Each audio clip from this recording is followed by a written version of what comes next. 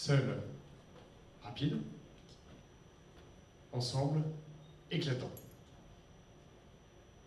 Alors pour faire ensemble, vous pouvez faire comme moi par exemple, donc j'élève 4 enfants, et vous pouvez aussi vous occuper de votre famille d'alumni.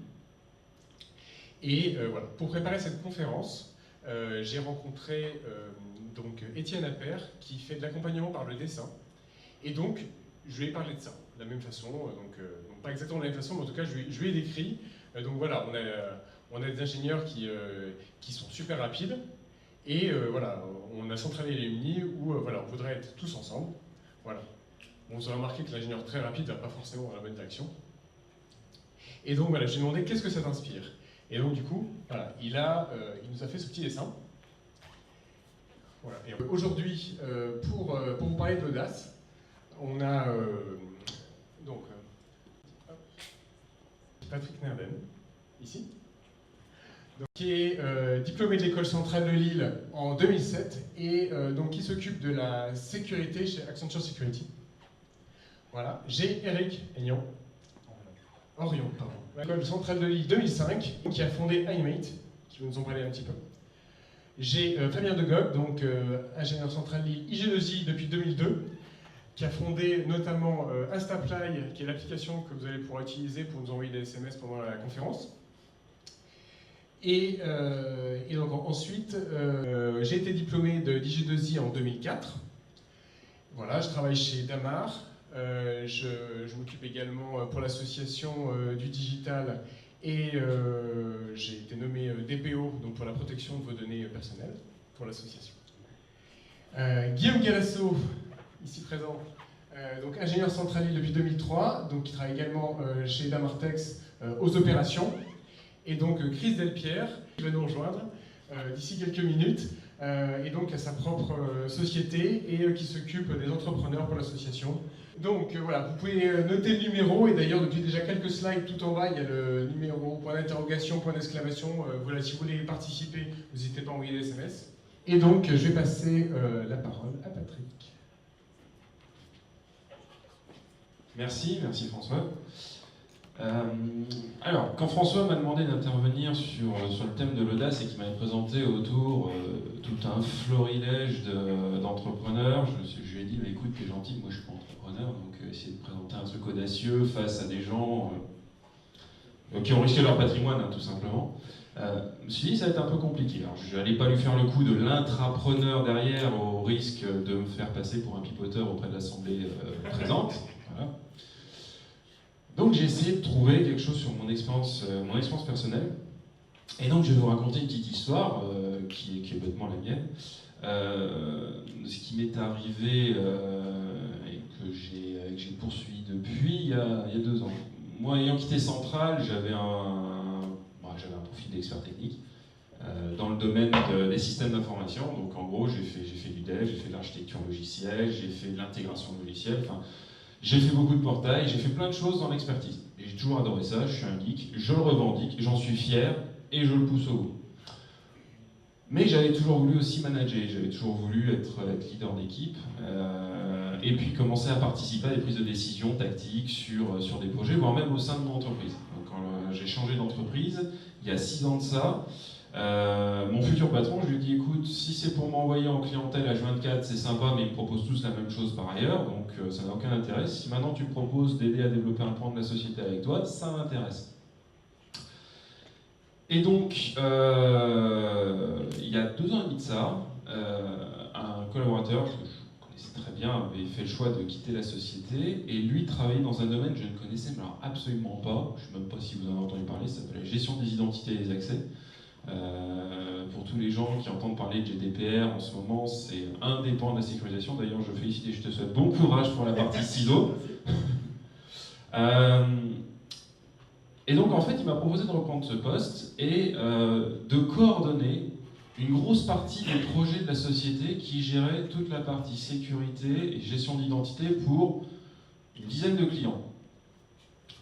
Donc ça veut dire quoi? Ça veut dire que moi je passe d'un poste où je suis expert technique, où je me dirige moi-même, ce qui est déjà beaucoup, et où je fais mon activité un peu dans mon coin, à Eh ben, je dirige maintenant une équipe de 16 personnes que je dois faire progresser, où je dois derrière aider à développer le business derrière, je n'ai jamais fait non plus. Le tout sur des projets qui sont éminemment stratégiques pour l'entreprise, étant donné que ça correspond à un certain pourcentage du chiffre d'affaires. Le tout à 29 ans, sans aucune expérience. Alors, je ne vous cache pas que mes patrons au début ont été un petit peu surpris. On demandait certaines garanties, donc on a travaillé avec eux. Et même pour ma part, à un moment donné, me lancer dans un truc, et si c'est pour le faire planter, je veux dire, c'est pas très intéressant personnellement. Mais quelque part, le challenge était là, et je me suis dit, si c'est pour attendre encore quelques années pour trouver un poste de management quelque part, autant profiter d'un poste qui se présente devant moi. Donc je me suis dit, allons-y. Et en fait, j'ai appliqué notamment 2 principes. Le premier que j'ai appris en B26 là-bas, en 3e année. Donc pour ceux qui disent que Centrale ne vous apprend rien, c'est faux, il faut juste écouter de temps en temps les bons instants. Et quelqu'un qui nous a dit un jour qu'un bon manager, c'est quelqu'un qui sait protéger, qui sait nourrir et qui sait faire grandir. J'ai essayé de me mettre ça en tête régulièrement, et grand bien m'en a fait. Ça m'a permis en fait de rentrer, d'adhérer à un milieu de personnes que je ne connaissais pas, qui n'ont pas la même mentalité, qui ne travaillent pas comme moi, et surtout qui voient quelqu'un de 5-10 ans de moins arriver et dire bonjour, c'est moi le patron maintenant, c'est moi qui vais vous dire ce que vous devez faire. Face à des experts techniques, c'est un petit peu délicat, il faut les manier doucement. Et le second principe, je l'ai appris dans mes stages de fin d'études dans le Pas-de-Calais, et c'est une bonne phrase du Nord qui dit chacadin. Et ça veut dire, à un moment donné, c'est pas la peine, quand on a le plan, quand on sait à peu près où on va, ça sert à rien de regarder plus dans le détail, il faut se lancer, et c'est en se lançant, c'est en avançant, c'est en comprenant qu'on arrive et qu'on progresse. Et en faisant ça, en fait, j'ai pu créer cette chose-là, j'ai pu commencer à développer une activité, puis commencer à la structurer. J'ai fait évoluer l'équipe, passer une équipe de 16 personnes à une équipe de 30 personnes, tout en assurant un avenir à chacun, tout en assurant une manière de progresser, une manière d'apprendre. Et finalement, quelque chose qui aujourd'hui est une belle aventure, à la fois humaine, à la fois technique, parce que du coup j'ai appris plein de choses, vu que c'était un domaine que je ne maîtrise absolument pas. Qui m'a appris aussi que finalement, on peut être bon dans plein de trucs, on peut se poser plein de questions, on peut avoir plein de bonnes questions, mais au final on ne le fera jamais tout seul. Et une des premières règles en fait que je me suis donnée, c'est quand on me file un truc, je ne dois pas le faire. Je le délai. C'est un peu procrastinateur, mais j'ai vite compris que si je commençais à prendre tout sur moi, il arrivera un moment, j'allais être moi-même le bottleneck, et en dessous, il y a des gens qui n'ont rien à faire et qui attendraient de moi pour pouvoir avancer. Donc je leur file du boulot, 2, je bosse moi. Ce qui est bien en plus, on est tranquille pendant un petit moment, mais ça permet de réfléchir.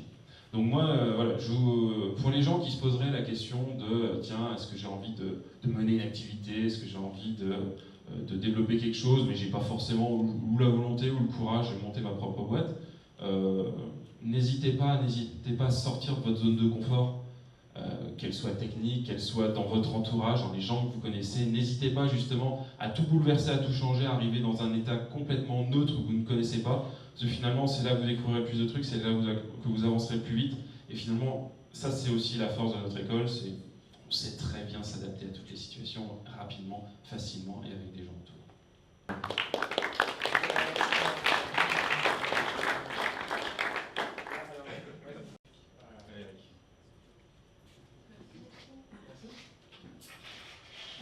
Alors bonjour, donc moi je suis Eric Henrion, et avant de vous parler de mon projet, je voulais juste vous dire que ça faisait 13 ans que je n'étais pas revenu à Centrale, et que je suis ravi et ému aussi de remettre les pieds dans cette très belle école. Et c'est un peu le hasard qui fait que je suis là devant vous, parce qu'il se trouve qu'en ce moment il y a un congrès sur l'école inclusive, et que c'est un sujet qui fait partie aujourd'hui de ma vie, de mon environnement d'évolution au niveau du travail, et je vais vous expliquer. Donc moi je suis le fondateur d'Animate. Animate, c'est quoi? Je vais vous montrer. Animate, c'est un bonhomme, comme ça. Alors, c'est pas le bonhomme Centrale Lille, hein. Il ressemble un petit peu, mais c'est un peu différent. C'est un bonhomme sur lequel on peut venir dessiner, avec un marqueur, bon, avec le micro, je vais pas y arriver, et sur lequel on va pouvoir venir fixer des pictogrammes qui sont magnétiques. Donc là, c'est pour vous dire que je suis très content d'être là. Alors, ça paraît rien comme ça, mais en fait, on s'est rendu compte que pour des personnes avec des troubles cognitifs, et notamment autistes, ce support était idéal pour pouvoir leur faire comprendre des choses, leur faire passer des messages, et pour pour les faire communiquer des émotions, des ressentis, et leur apprendre l'autonomie à travers un support simple, ludique et surtout concret. Alors comment j'en suis venu là? Je vais vous expliquer. Donc moi j'ai démarré à la sortie de l'école par du conseil. J'ai fait consultant en stratégie dans un grand cabinet de conseil et j'ai choisi ce cursus parce que j'avais envie de diversité, j'avais envie de ne pas m'ennuyer, j'avais envie de faire plein de choses, découvrir plein de secteurs, de problématiques d'entreprise, c'est pour ça que je suis parti là-dedans. Donc déjà un parcours un peu à part par rapport à un geek tel que Patrick. Et en fait, au bout de 5 ans, je me suis vite rendu compte qu'on pouvait aussi avoir un espèce de train-train, une routine même dans le métier de consultant qui est censé être assez riche et assez diversifié. Et je me suis rendu compte que je m'ennuyais un petit peu. Et au final, j'ai réfléchi un peu par rapport à ce que j'avais envie de faire et je me suis rendu compte que ce qui me plaisait, c'était de repartir à zéro et de construire à partir de zéro quelque chose de nouveau et de monter un projet brique par brique. Donc il y a eu une petite prise de risque, il y a eu la volonté de changer, de me mettre en danger. Voilà, je crois que ce qui me plaisait, c'était vraiment de me mettre en danger. Et le premier sujet que je voulais évoquer avec vous par rapport à l'audace, c'est que l'audace, on le fait aussi par plaisir. Pour moi, c'est un vrai plaisir d'avoir cette montée d'adrénaline, cette espèce de prise de risque, parce que c'est grisant. Pour moi, c'est grisant de me dire, je pars de zéro et je monte quelque chose de A à Z. C'est vraiment un vrai plaisir. Donc déjà, pour mon premier message, l'audace, c'est quelque chose qu'on fait par plaisir. Et donc, alors, avec une associée, on a créé ce petit bonhomme dont l'objectif au départ, c'était de faciliter la communication en entreprise. Le principe, c'était de dire que quand vous animez des séminaires, des réunions d'entreprise, il y a toujours des gens qui sont un peu timides autour de la table. Et l'idée, c'était de dire tout ce que les personnes n'osent pas dire à l'oral, elles vont le dire à travers leur petit bonhomme. Comme quoi, nous, on est bien dans l'audace quand même avec notre système. Et puis, on s'est rendu compte, après avoir créé, que c'était pas du tout le bon marché. On s'est planté. Ça, on l'a réalisé 6 mois après. On avait commencé à créer la boîte, à investir dans l'outil de production. Et on se rend compte que c'est pas le bon marché. Voilà, gros échec. Donc tout ça pour dire que le deuxième message, c'est que l'audace, des fois, ça marche pas. Des fois, on n'a pas de résultat derrière et on se retrouve des fois à faire des constats d'échec et se dire que le projet, finalement, il était un peu trop audacieux. Et le troisième message, c'est que c'est un peu quand on est dos au mur qu'on fait encore plus preuve d'audace. En fait, on s'était rendu compte que nos gamins, mon associé et à moi, tripaient pas mal ce petit bonhomme, ils aimaient beaucoup jouer avec. Et on se disait un peu dans le coin de notre tête qu'il y avait probablement des applications sur les troubles du langage au niveau pathologique, en particulier chez l'enfant. Et mon associé me disait régulièrement, tu devrais aller rencontrer des gens dans le milieu médical, tu devrais aller rencontrer des gens dans le milieu médical. Et moi j'avais mon cerveau gauche qui me disait, non, on va rester dans le conseil, c'est ça que je maîtrise, donc du coup je voulais d'abord bien creuser le sujet du conseil avant d'aller ailleurs. Et puis dos au mur, mon associé m'a redit, les troubles du langage, maintenant il faut que tu y ailles. Et du coup, j'ai pas eu trop le choix que de commencer à prendre mon téléphone et appeler des gens que je connaissais absolument pas dans le milieu de la pédopsychiatrie, dans le milieu de l'orthophonie, dans le milieu de la psychomotricité, qui étaient des choses complètement nébuleuses pour moi, avec lesquelles j'étais pas du tout à l'aise. Donc je prends mon téléphone et j'appelle un pédopsychiatre et j'arrive à attraper un rendez-vous avec quelqu'un d'un hôpital assez reconnu sur Paris. Et on lui sort un espèce de baratin pourri parce qu'on maîtrisait absolument pas notre sujet. Et en fait, lui, il a su pas nous écouter et nous dire votre truc ça m'intéresse, on va le tester. On va le tester dans le cadre de prise en charge d'enfants autistes. Et au bout de 3 mois, il revient vers nous, il nous dit votre truc c'est génial. Votre truc c'est génial, les gamins ils l'investissent tout de suite, ils le comprennent très vite et ça les stimule. Et ça stimule l'intérêt des enfants les uns par rapport aux autres. Et avec mon associé, on se dit voilà, je crois qu'on a trouvé notre marché. Et donc on a fait ce qu'on appelle un pivot. On a pivoté du milieu du conseil dans le milieu du médico-social, des troubles cognitifs et de l'autisme en particulier. Et je reviens sur la notion de plaisir, c'est hyper motivant pour nous de dire qu'on a du sens en fait dans notre action, du sens dans notre projet et je trouve ça essentiel. Et la troisième chose que je voulais vous dire, c'est qu'en fait, ce qui est important dans l'audace, c'est d'agir.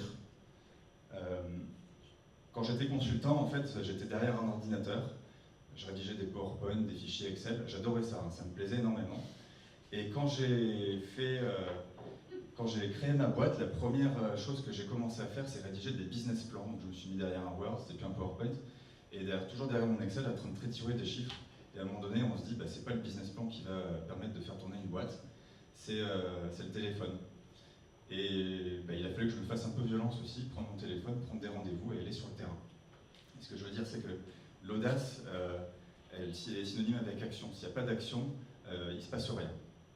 Et au final, j'ai l'impression de me renier un peu parce que quand j'étais ingénieur, j'adorais Excel et je détestais le téléphone. Et maintenant, j'adore le téléphone et je déteste Excel. Donc ça, c'est un peu renversé. Et je m'épanouis énormément dans ces activités commerciales qui sont très gratifiantes au final. Et bon, j'avoue que le premier rendez-vous que j'ai fait devant une équipe de 15 personnes dans un centre médico-social, je les avais comme ça parce que je maîtrisais pas trop mon sujet. Et quand j'ai vu tout l'enthousiasme qu'il y avait derrière cet outil, derrière ce support qui répondait vraiment à un besoin tacite qui n'existait pas, ça m'a incité à poursuivre. Et si on n'avait pas eu l'audace quelque part de faire ce pivot, de faire ce changement, de cette réorientation, on n'aurait pas découvert ces fonctionnalités-là et on n'en serait pas là. Alors pour conclure, je voudrais juste dire que l'audace, en fait, ça alimente l'audace. C'est-à-dire qu'à un moment donné, on décide de mettre le pied dans l'inconnu, et une fois qu'on y est, on n'a plus d'autre choix que de continuer et de poursuivre. Et au final, ça devient une attitude. Je l'illustrerai en fait parce que j'ai un copain qui a sa boîte et qui me dit Eric, franchement, je suis admiratif par rapport à ce que tu fais, moi j'aurais pas pu le faire. Alors c'est pas pour me balancer des fleurs que je dis ça. Et moi en fait, je me rends pas compte. Parce que j'ai pas l'impression de faire un truc de dingue, quoi. Et c'est devenu mon métier. Et je pense que c'est ça qui est intéressant en fait. C'est là où l'audace c'est plus une qualité, c'est une attitude. Voilà. Donc je pense que c'est important d'avoir cette attitude audacieuse. Et quand on n'est plus conscient de l'aide, c'est là qu'on l'a, je pense. Merci.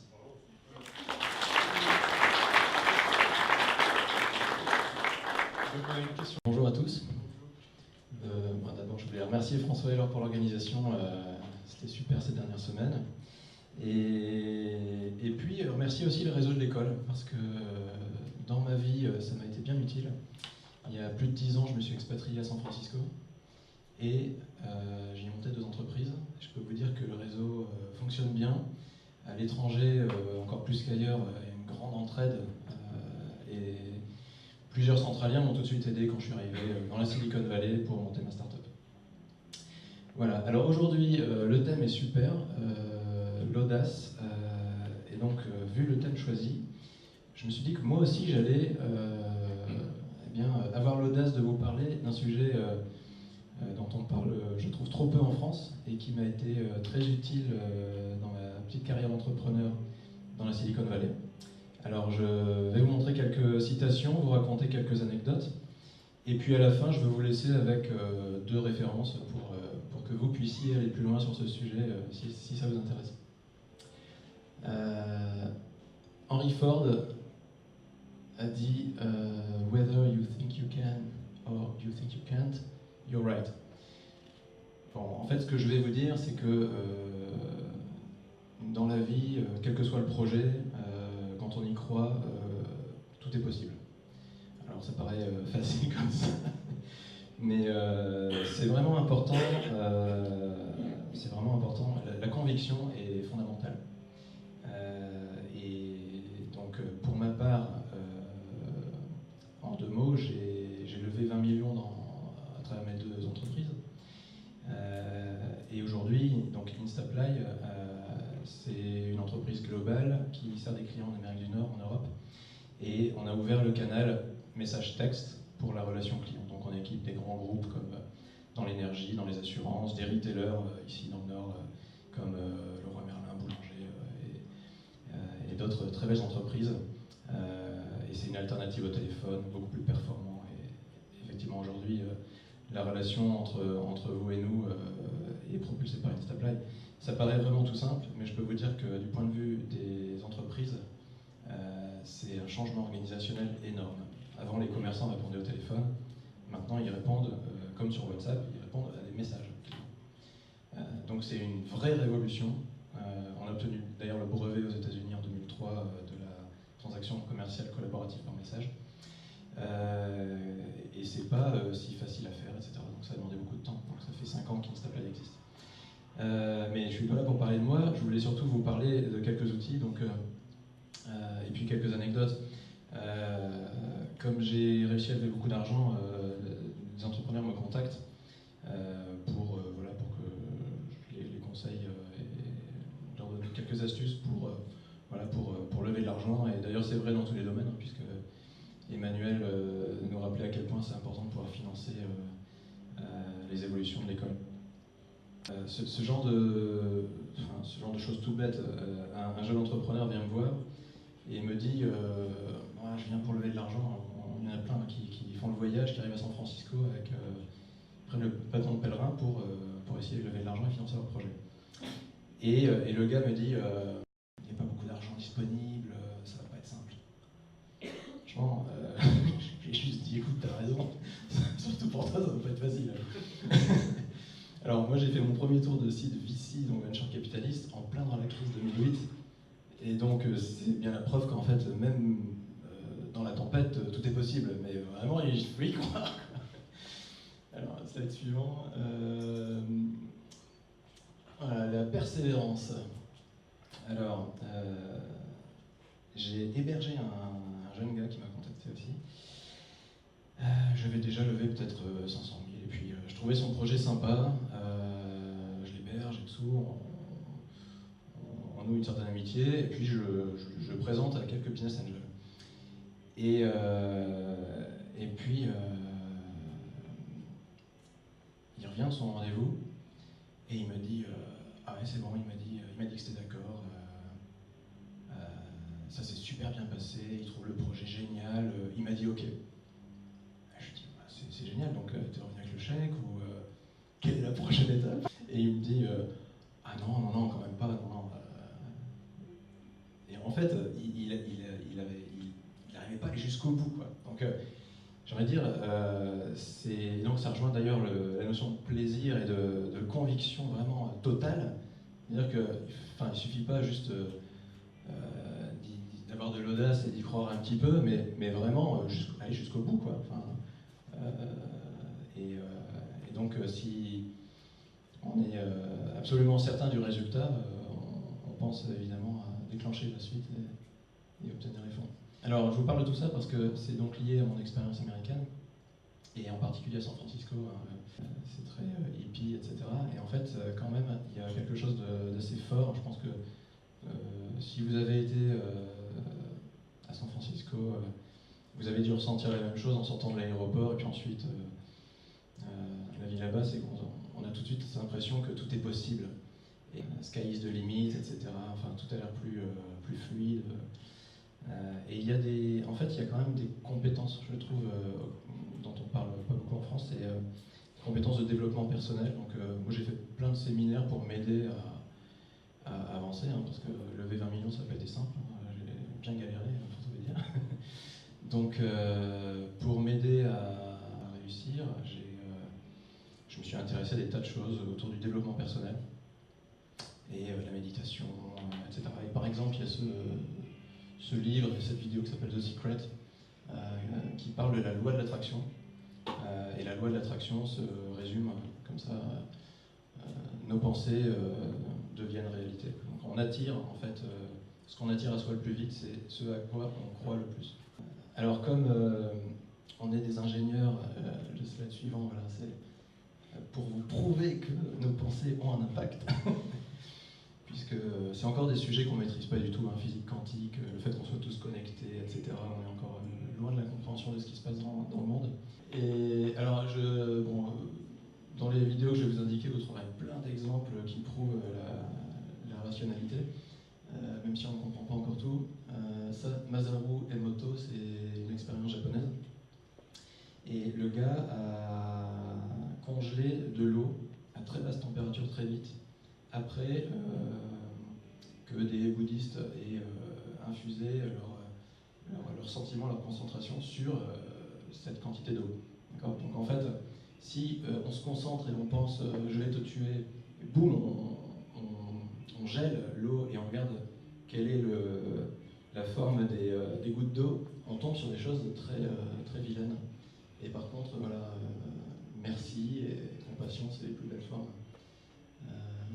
Donc ça, c'est une des choses qui prouve que ce à quoi on pense, c'est ce à quoi on croit, mais une conviction forte, hein, donc ça rejoint le plaisir, parce qu'il faut que ce soit absolument naturel, il n'y a aucun effort en fait finalement à fournir, si c'est totalement fluide. Et voilà, je vous invite, si vous souhaitez aller plus loin sur ce sujet, voilà les deux références qui m'ont permis de démarrer sur ce thème.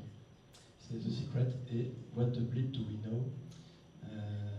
Finalement, ça a peut-être 10 ans, mais quand on débute sur le sujet, c'est pas mal. Et puis ensuite, il y a plein de références dans ces ouvrages-là pour vous inspirer si vous souhaitez continuer. Merci.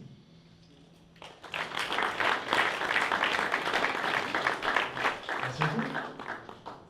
Donc moi, je vais vous parler de deux concepts. Le leadership 3.0, qui est une démarche d'entreprise qu'on a chez Damar, et plus généralement du corporate hacking. Et donc pour vous amener à hacker vos organisations et voir un peu ce qu'on entend par ça. Donc voilà, ça a deux origines différentes. Donc, il y en a une qui est très locale, où on va voir que c'est quelque chose qu'on a développé chez nous. Et en fait, lors d'une conférence, je me suis rendu compte que ça se rapprochait, il y avait le mouvement du corporate hacking était beaucoup plus large. Et donc, globalement, le motto derrière tout ça, ben, c'est celui qu'on scande depuis le début, c'est osons. Donc voilà, un mot, osons. Donc tout d'abord, je vous parlais un petit peu du leadership 3.0. Donc là, je vous ai mis 5 dessins, donc on va essayer de deviner ce qu'il y a derrière. Donc, voici le premier, voilà, qu'est-ce que c'est? C'est encourager la prise d'initiative. Et donc voilà, au global, le concept, c'est de quelles sont les conditions qu'on met en place pour que dans l'entreprise, eh bien voilà, tout le monde ose, tout le monde aille plus loin, dépasse ses limites, et finalement, et soit content de le faire. Pour voilà, rejoindre vos témoignages, c'est ça. Ouais. Donc voilà, le deuxième, c'est valoriser le développement des compétences, et donc du coup, bah, savoir qui est-ce qui sait faire quoi, et pas forcément seulement sur des notions professionnelles. Parce que derrière, il peut y avoir, quelqu'un qui aime bien la photographie, et justement, ça va pouvoir nous servir à un moment donné, et quelqu'un qui va s'intéresser peut-être à l'impression 3D, etc. Ensuite, décider dans son périmètre de responsabilité. Donc ça rejoint vraiment le corporate hacking. L'idée, c'est on est dans un environnement de plus en plus complexe. Et donc, se dire que on va attendre une décision, on va remonter un besoin, puis peut-être qu'à un moment donné, ça va redescendre, oui, ok, on va décider ça. Ça peut avoir ses limites. Et donc, du coup, là, l'idée, c'est de se faire sa propre conviction, son propre leadership, être son propre leader, quitte à transgresser les règles. Ce qui est important, c'est le sens. On est dans un système complexe où on peut perdre le sens, et donc là, on repart du sens, et même si la règle, elle n'est pas là, tant pis, on va y aller. Ensuite, adapter le niveau de délégation et de contrôle. Donc là, c'est de dire, tiens, si on se dit, alors en l'occurrence, pour l'exemple d'Amar, on a telle collection, par exemple, les robes, c'est telle personne, eh bien oui, la bonne action, c'est de se dire, si c'est elle qui est à son niveau, on va pas avoir quelqu'un de cran au-dessus qui va dire, non, finalement, ça sera le rouge pour cette saison. Et ensuite, le troisième point, c'est accompagner et être accompagné. Et donc, que chacun puisse être aidé par quelqu'un et donner de l'aide. Voilà, c'est une nouvelle posture managériale et collaborative chez nous. Donc, une petite formule, parce que voilà, en tant qu'ingénieur, on aime bien les formules. Qu'est-ce que c'est le I? C'est l'insatisfaction.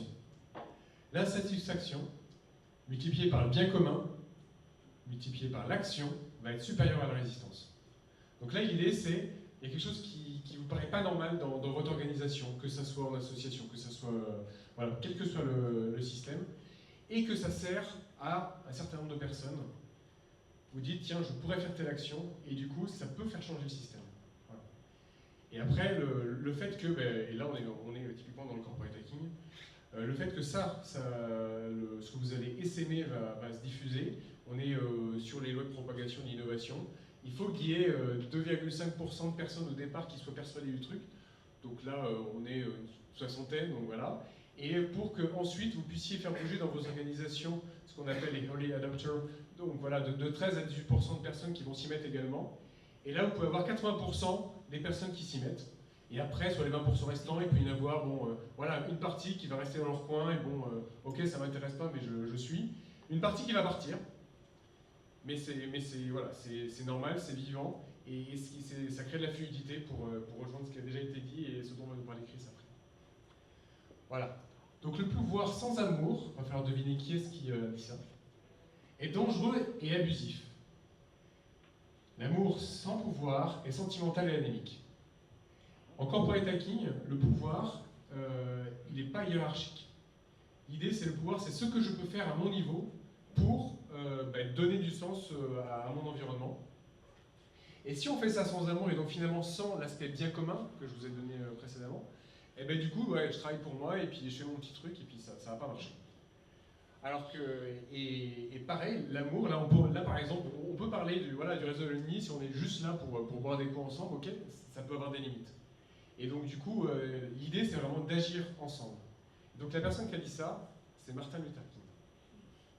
Et donc là j'en ai une beaucoup plus courte. Ensemble pour entreprendre. Donc ça vient de... Voilà, c'est pas d'un poète, et voilà, c'est peut-être d'un milieu d'ingénieur. Et alors qui est-ce qui a pu dire ça?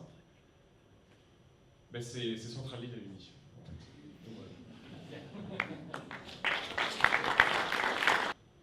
Et donc là, j'ai à nouveau deux colonnes où je vous explique un petit peu voilà, le leadership. Donc là, c'est la partie là. Et de l'autre côté, plutôt le corporate hacking. Donc là, très rapidement, le leadership, voilà, bon, c'est que chez Damar. Donc voilà, si vous voulez nous rejoindre, tant mieux. Et donc, mon chef m'a demandé de faire un petit peu de pub. Donc on cherche un chef de projet ETL, un analyste. Donc là, je suis complètement en train de hacker la conférence. Et également, donc voilà, en produit, en logistique. Et plus sérieusement, en tout cas de manière pour plus de personnes d'entre vous, où est-ce que vous pouvez vous renseigner sur le corporate hacking? Parce que le hacking, tel qu'on l'entend dans le corporate hacking, ça part de la bidouille, ça part de qu'est-ce que je peux faire pour faire bouger les choses. On n'est pas du tout dans je suis le hacker informatique qui essaye de finalement faire du mal. Et du coup, un élément du hacking, si vous vous renseignez sur les origines qu'on peut trouver dans les années 1960, c'est il y a la bidouille, il y a l'entraide, il y a le fait que c'est pour la vie, c'est vraiment pour la communauté de manière plus large. Et donc en réalité, toutes les sources de corporate hacking, vous pouvez les trouver sur Internet. Vous avez donc un premier mouvement qui est mis en avant, donc plus pour les femmes, le WHAT, Women Hackers Action Tank. Et vous avez Corporate Rebels, les Rebels at Work, Innovacker. Donc voilà, où là, on a également le terme de hacker. Voilà. Les corporate hackers qui a été créé par Infusio, donc je le cite, Infusio c'est du consulting, et en fait la conférence auquel j'ai assisté c'était par eux. Et puis également un cas très connu, c'est Emmanuel qui a hacké le système. Et donc voilà, il a transformé le système, il arrivait très rapidement là où il voulait. Donc je parle d'Emmanuel Macron en l'occurrence. Et voilà. Et effectivement, voilà, c'est un exemple de système. Voilà, on avait un système politique qui existait sous une certaine forme depuis très longtemps, et très rapidement, après on adhère ou pas, n'empêche qu'il a hacké le système. Voilà. Et maintenant, je passe la parole à mon camarade Guillaume Galasso.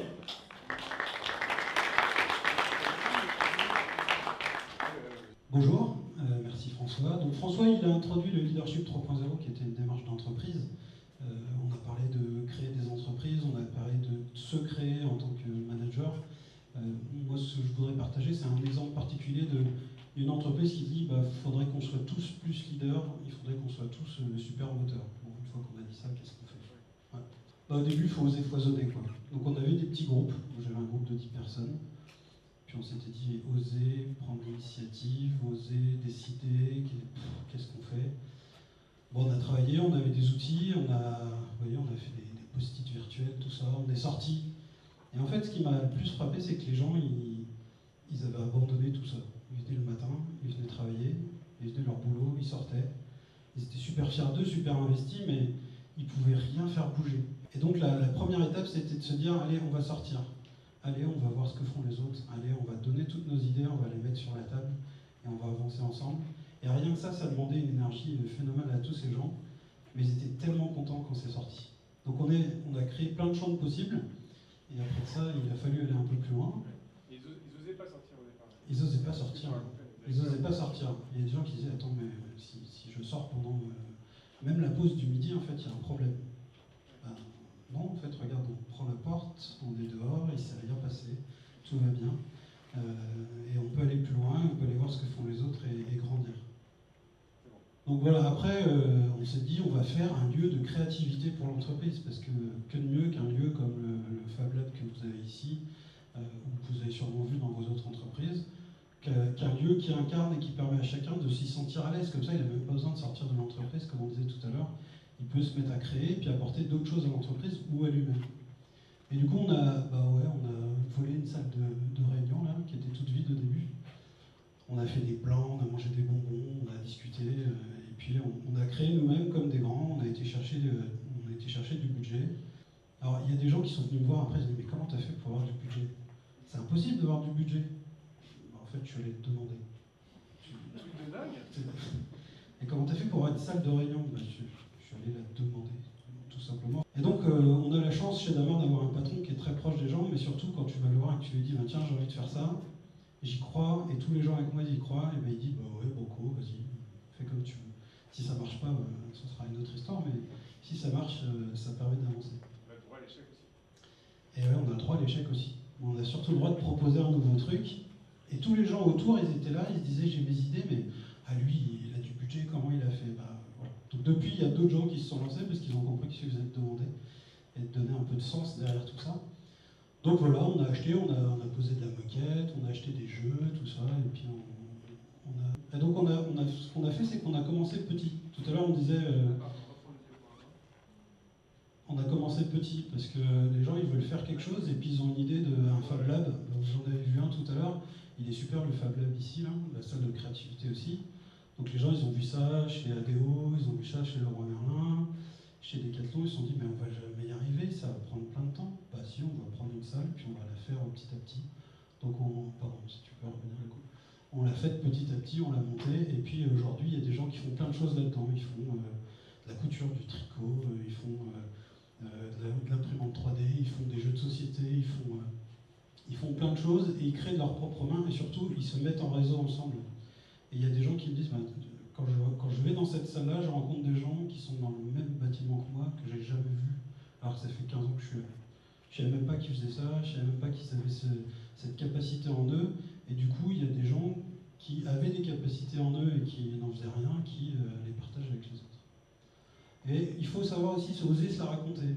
Je le dis comme ça de manière très cash, parce que c'est un peu ce qu'on fait quand même. Il faut se la raconter, il faut aller dire aux gens pourquoi j'ai fait ça. Il faut donner du sens, comme tu disais tout à l'heure. Et ça a donné envie à d'autres d'aller plus loin dans leurs différents chantiers et projets.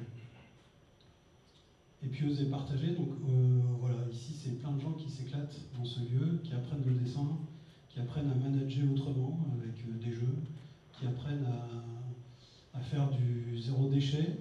Voilà, donc on intervient aussi un peu dans la sphère plutôt personnelle, il y en a qui font leur petite crème en haut à droite là. Ce que je voulais dire en fait, c'est qu'au départ on n'avait rien, on n'avait pas d'idée, on n'avait pas de moyens, on était à peine 10. On n'avait pas de lieu, et puis il y a quelqu'un qui a dit Leadership 3.0, faites ce que vous voulez. Et ça aurait pu s'arrêter là, et il y a plein de groupes pour qui ça s'est arrêté là d'ailleurs. Et finalement, en 7 mois, on a 2 lieux, on a 7 ateliers récurrents, on a eu un concours, on a des gens super motivés, des dizaines de participants qui ont passé la porte et qui maintenant ils sont tous les lundis ou tous les mardis. Donc, voilà, donc on a créé une vraie démarche. Donc du coup, je reviens sur le hacking de François tout à l'heure. Allez-y, hacker, ça coûte rien. En fait, il suffit de demander et puis de vous lancer. Ok, bien. Bon, ok. Alors maintenant, là, qui est-ce qui a déjà en tête là, le prochain hack qu'il pourrait faire? Ok, voilà. Personne n'a pas fait dans la salle? T'as une idée de... Non? T'as toujours des idées, toi. Ouais, moi j'ai toujours des idées. Ok. Tu me fais peur. Vous avez un... Oh. Et voilà, mieux que le costard, le Damar.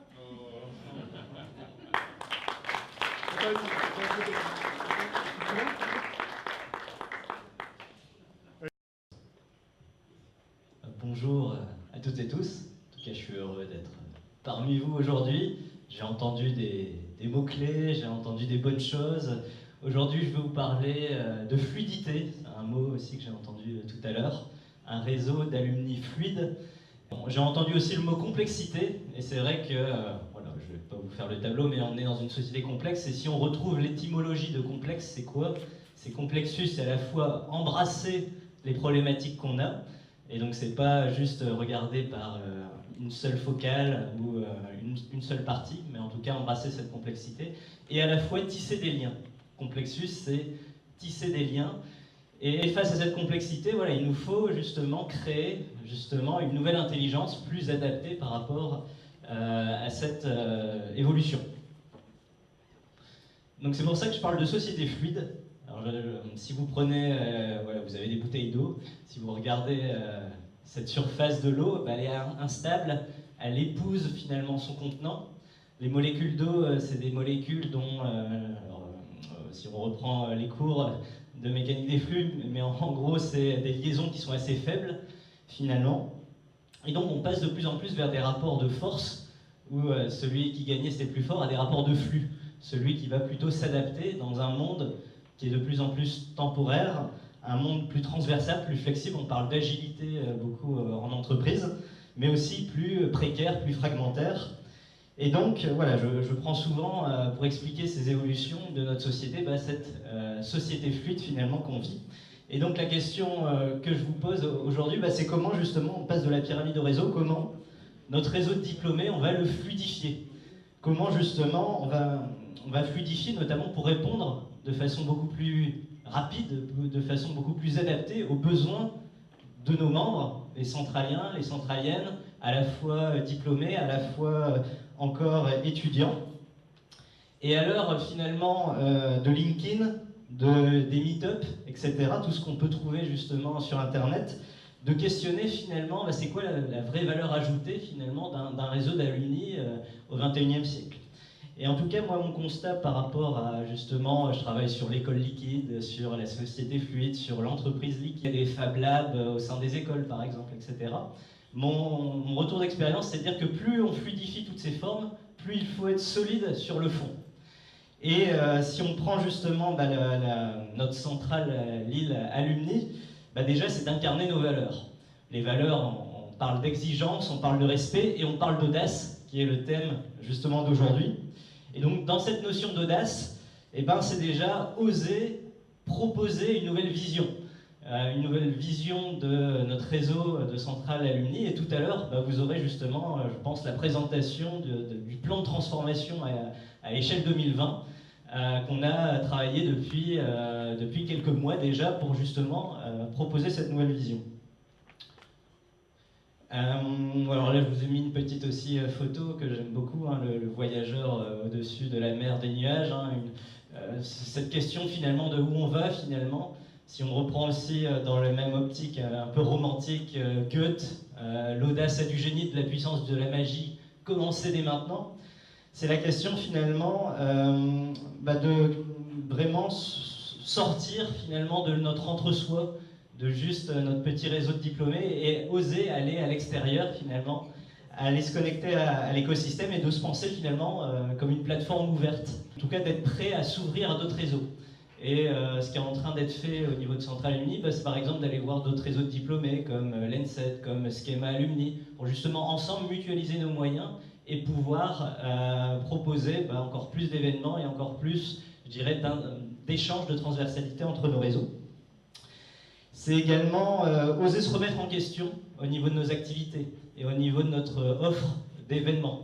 On se questionne beaucoup au niveau de Centrale Alumni, qu'est-ce qu'on peut proposer de différent finalement par rapport à tout ce qui existe. Et en juillet, avec Angélique, on communiquera bientôt dessus, on vous proposera par exemple une soirée entrepreneur avec tous les centraliens entrepreneurs ou qui sont dans cet esprit d'entreprendre, pour pouvoir justement, je pense que ce sera le 4 ou le 6 juillet, à la pleine image, ensemble réseauter et pouvoir justement retrouver notre sentiment d'appartenance lié à Centrale Lille et comment ça se matérialise dans l'entrepreneuriat. C'est aussi oser quitter nos locaux historiques, et c'est comment justement on va se rapprocher de l'école, comment on va se rapprocher au cœur de ce qui fonde finalement notre identité. En tout cas, si je dois résumer cette audace finalement, c'est sur le fond finalement, c'est oser d'être fier finalement de nos valeurs, être fier de notre identité, notre sentiment d'appartenance, et être fier aussi de la vision que porte Centrale, c'est-à-dire, si on retrouve la vision de l'ingénieur de Centrale, c'est former des ingénieurs responsables et des innovateurs finalement. Et donc le tout, un des enjeux, c'est finalement faire rayonner l'école et ses membres, et en somme de répandre notre éclat sur le monde qui nous entoure. Voilà, en tout cas, c'est ce que je voulais vous faire partager aujourd'hui par rapport à ce thème de l'audace en rattachant à Centrale Lille Alumni l'éclat. Merci.